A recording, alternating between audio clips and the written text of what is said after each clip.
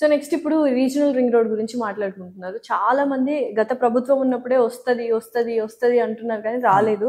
But ఈసారి ఈ Congress government ఏదైతే ఉందో సీఎం రేవంత్ రెడ్డి గారు మార్కింగ్ స్టార్ట్ చేశారు. కొంచెం ఫాస్ట్ అవుతుంది ఈసారి రీజనల్ రింగ్ రోడ్ అంటున్నారు. 5 years లో కంప్లీట్ చేస్తాము వాళ్ళ హయాంలోనే అంటున్నారు.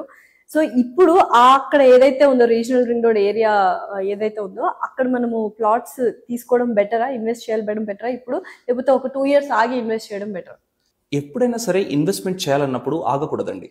ఆగినామంటే రేట్స్ పెరిగిపోతా ఉంటాయి. రీజనల్ రింగ్ రోడ్ దగ్గర ఇప్పుడు ఒక మంచి ఇన్వెస్ట్మెంట్ జోన్ అది. ఎందుకంటే ఒకప్పుడు ఇంటర్నల్ రింగ్ రోడ్ ఉండేది. ఇంటర్నల్ రింగ్ రోడ్ అనేది మనకు పంజగుట్ట, చంద్రయాన్ గుట్ట ఇలాంటివంతా కూడా ఇంటర్నల్ రింగ్ రోడ్. తర్వాత వచ్చింది outer ring road. So outer ring road దగ్గర కూడా ఈ రోజు అసలు ఎంత రేట్స్ పెరిగిపోయాయి. మినిమం ఒక స్క్వేర్ యార్డ్ కొనాలంటే 50,000 to 70,000 పర్ స్క్వేర్ యార్డ్ కూడా మనకి జస్ట్ ఔటర్ రింగ్ రోడ్ ఆనుకొని దొరుకుతా ఉన్నాయి. మరి ఎంత హైప్ క్రియేట్ అయిపోయింది ఓఆర్ఆర్ పక్కన.